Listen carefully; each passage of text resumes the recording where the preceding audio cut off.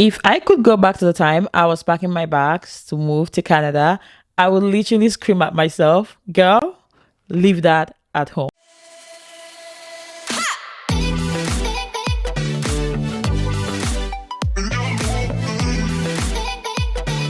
Hey lovelies, welcome back to my channel. Mara here. In today's video I am going to be sharing with you guys things that I packed with me when I was moving to Canada that I feel like it was absolute waste of my space. Congratulations on your visa. It must have been a process. I can totally imagine how far and how hard you worked to get here. After getting your passport stamped and finally receiving your Canadian visa, one of the first things that is a major source of worry to many people, at least it was to me, is what am I gonna really travel to Canada with? What do I need to pack? What do I need to bring with me? And what do I not need to bring with me when I'm coming to Canada? I've got you on those because I've been there. I have the experience to tell you the things that you should not bother bringing to Canada with you.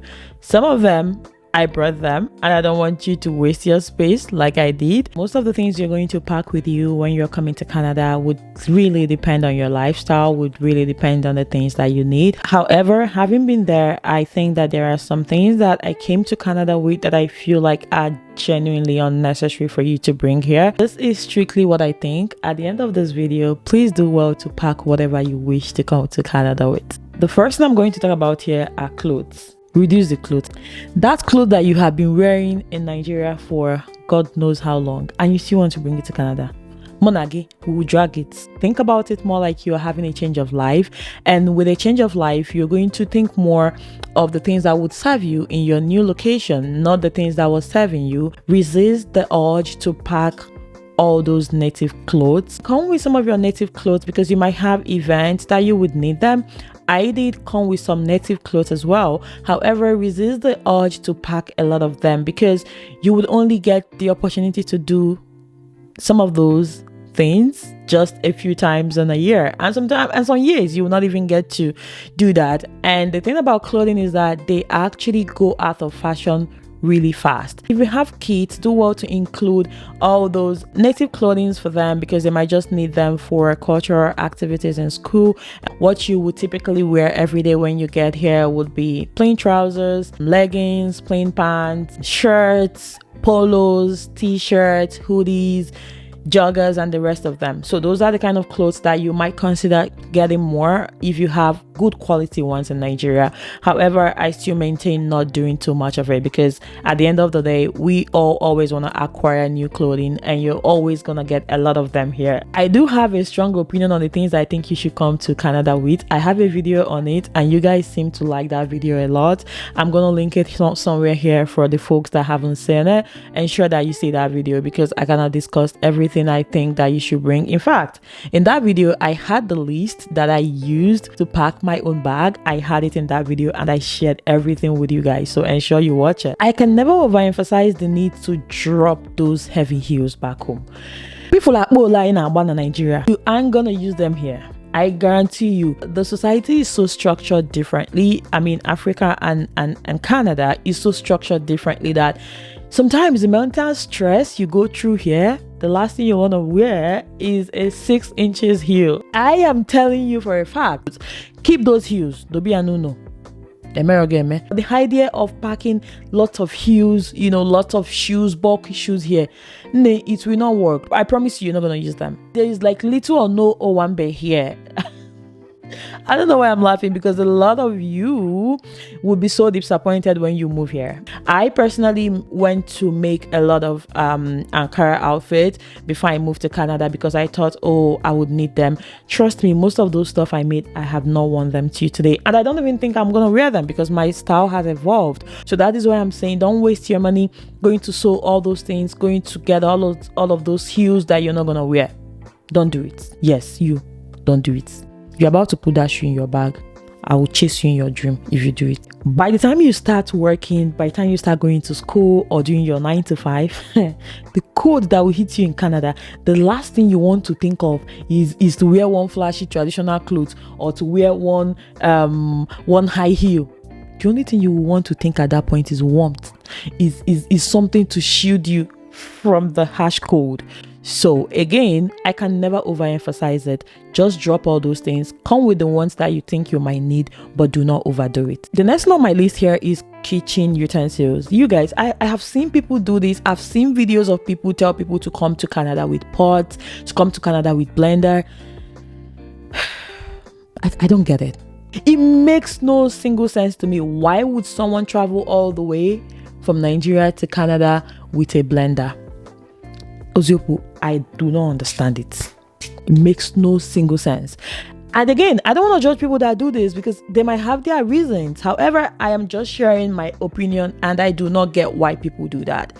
The reason is because you have lots of quality pots here. You have lots of quality utensils here. You have lots of quality blenders, cooking stuff here. So why do you want to buy them from Nigeria and occupy those space? It could crack, it could break, and you're going to lose money.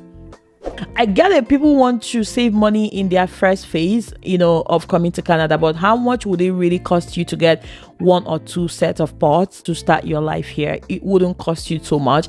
And there is Facebook Marketplace. A lot of people don't mind buying used pots. If you don't mind, there's a lot of them that people have used maybe once or twice, or just too big and they haven't used it or received it as gift that they are selling it half the price that you can afford. So why stress yourself? I am telling you, if you even have time to make noodles for yourself in this country, if you have time to boil rice for yourself in this country, by the time life gets really busy for you, you'll be thankful. I am not joking with you. And the reason I kind of relate with this one, not the pot part, but I'm gonna get there. I kind of relate with this one because since I came here, I don't cook as much as I thought I would cook.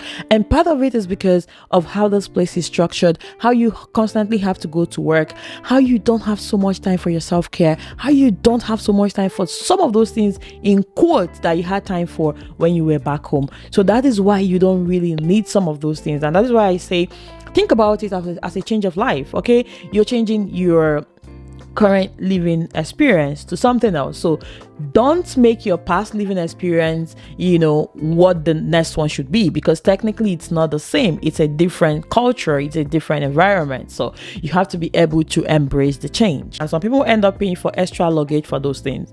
Make it make sense to me, because you can actually use the money you're paying for the extra luggage or cargo, to buy some of those things here. Let us be realistic. Now, that brings me to my next point, and this is something I'm very, very guilty of. The first few ones I talked about, I'm not entirely very guilty, but this one I am. I get the whole idea of people advising you to come with enough food, and in my own opinion, I would maintain that it would benefit you more to come to Canada with more food than more wares, more clothes, and all of that kitchen utensil. That just doesn't make sense, right?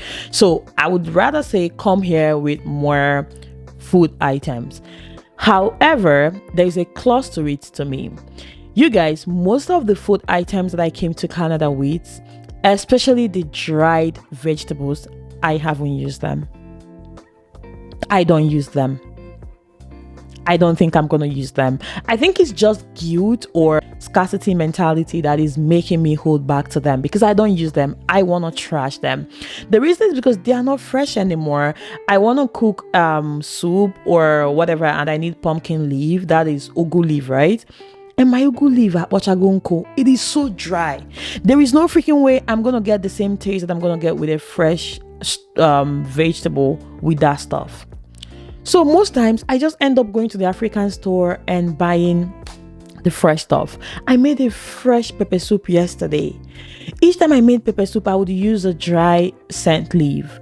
However, the taste is quite different. It just doesn't taste the same. So in my own opinion, that is something I came to Canada with, that if I'm going to go pack again, I would not waste my space with those things. So I think that is best that you do less of that. However, I would still emphasize if you're someone that you enjoy dry fish, some of those dry items or some of those dry meats, those ones I can definitely say, yeah, for sure, go for it. Dry fish, stockfish, mangala, opoloko, dried shrimps, dried prawns. My dear, come with those ones, because those ones, the price is not energy. The prices are very, very expensive. You see those dry vegetables, to me, in my own opinion, is just a total waste of money. because at the end of the day there is little or no nutritional value in those things anymore, and they don't even give you a good taste. I'm like, what was I thinking? Because for the most part you can find most of those leaves here, but there are some that I think that very local to us that you might not find here. So if you have those kind of special leaves, then you can come with them. I mean, don't overdo it. That brings me to my next point: skincare and beauty stuff. You guys, I think that this one honestly is also something that I did make some mistakes with my packing, and I don't want you to make that same mistake. First of all, I'm going to go with skincare. So with skincare, I came here with some lotion. In fact, I went shopping for them. I spent quite a decent amount of money buying those items, and honestly I regretted it like sooner than later, because immediately I landed here I found out that most of those lotions that I got, I couldn't really enjoy them here. The reason is that they worked very well for me when I was in Nigeria because of the temperature back home and because of the weather, right? So it was very hydrating for me. I have a normal to combination skin, so it worked perfect when I was in Nigeria. But when I came here, they were drying me out. Like, I ended up having like really dull skin. My advice to you is that a body lotion is working for you in Nigeria, or even skincare in general is working for you, does not mean that it's going to work here, because the temperature is very different. I don't know if you've heard about this. It's more like a pandemic right now. Once people move here, their skin becomes so bad. I personally didn't. I think I experienced it a little bit, but not because the weather was messing up with my skin. I think some products also messed up with my skin because I was just trying to test stuff out when I arrived here. It's just a factor with Canada and the weather. The weather is so harsh. The weather is so dry. It gets freaking cold. We get up to minus 40 degrees or 45 where I stay. So it's like, you have to try and think of where you are moving to, not trying to like impose your current country where you currently live, impose the things you were using there on yourself when you're moving to a new location. I would say if you have a lotion that you enjoy back home, you can get one or two of it. Don't do more than that, because it might end up not working for you here. I came with 2 packs of my lotion, two containers, right? And I ended up not using any of them because they didn't work. Don't overpack those cosmetics, honestly, because when you come here, you're gonna find good products, you're gonna find good things that fit you, and that is why it's immigration. That is why it's a new life. You have to be willing and open-minded to get into the new life that you're about to explore, and be 100% open to exploring it, and just like having that whole and entire experience and just enjoying the whole process. Electronics, yeah, I messed up so much coming here with some electronic device that I feel like I shouldn't have brought here, and not because they were not good, but because I had hard time using them here, just because of how the socket is. Not the socket is what is on the wall. The plug, is that what it's called? Like the plug, the stuff that you plug into the socket, right? Because the one we use in Africa is quite different, like very much different.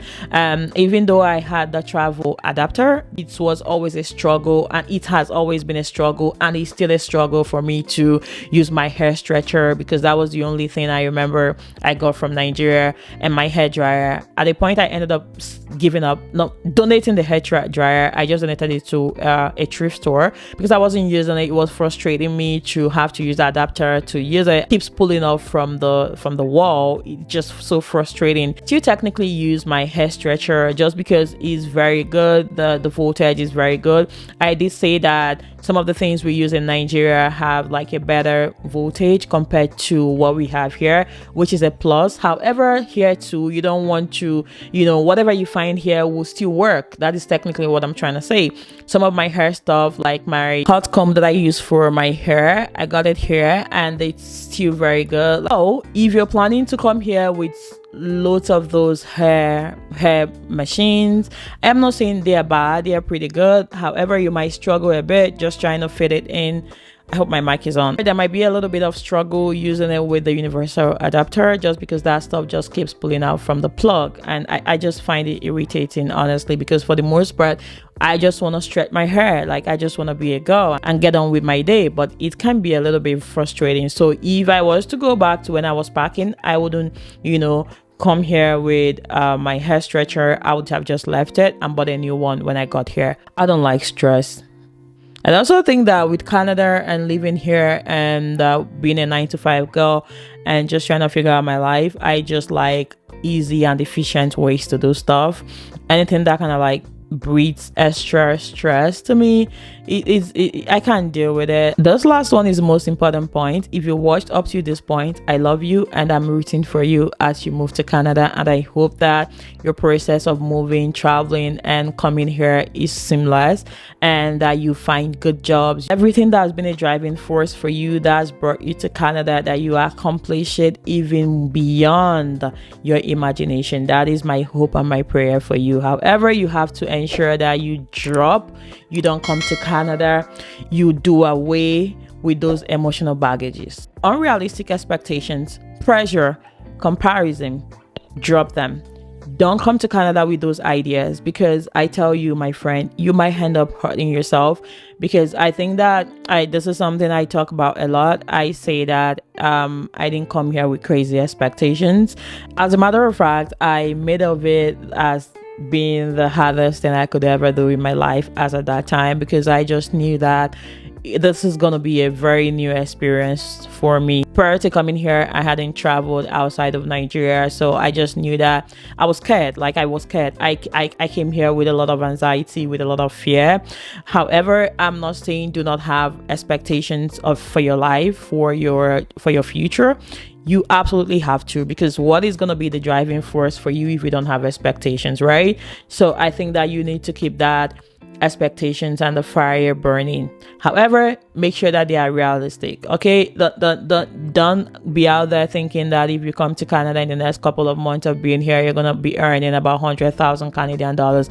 And I'm a Christian, so I have strong faith in God, and I know that God can do the most, unbelievable things for us as Christians and believers. However, you have to, tame that expectation or tame those expectations, because then if you don't achieve them at a certain period that you have made up in your head for them to happen, then you are heartbroken, then you are left in distress, then you don't trust God anymore, then you feel like everybody else is making it and you're not making it. And that is where the comparison sets in. That is where anxiety, fear, depression and stuff like that sets in. Just so ensure that you are having realistic expectations for yourself. You can set goals to make $100,000 in a year. However, make sure you're also setting goals to make good grades in school. You're also setting goals to take those certification courses that will get you to where you want to be. You're not just making the expectation without having plans to get to them, and without giving yourself grace and enough time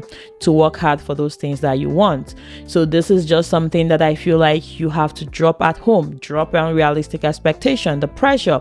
I am very keen about this, because if you are coming to a Western world, the culture back home is always like, this person is about to come here and rebrate me. Your friends might be thinking, oh, this person is gonna make it and come rebrate me. Your families, your extended families, your classmates, everybody, your close friends, you're gonna go make it and you're gonna go rebrate them. Don't let those things pressure you, because the thing is, you come here thinking that you're gonna be able to solve everybody's problem.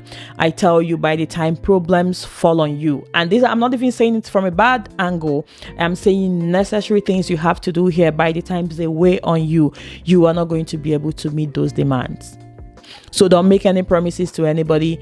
Do not have those pressures lying on your shoulders, right? Be realistic with yourself. Trust God in this process.